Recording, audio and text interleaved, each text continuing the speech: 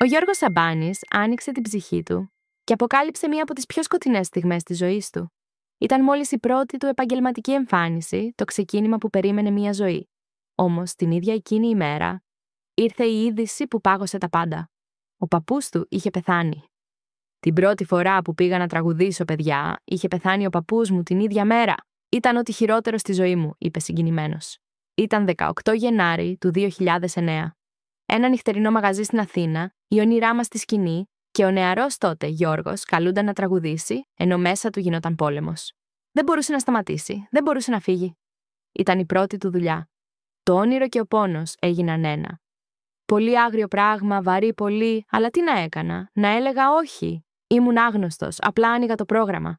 Εκείνη η νύχτα έμεινε χαραγμένη στη μνήμη του, όχι για τη μουσική, όχι για τη σκηνή, αλλά γιατί έμαθε πως η ζωή δεν περιμένει κανέναν.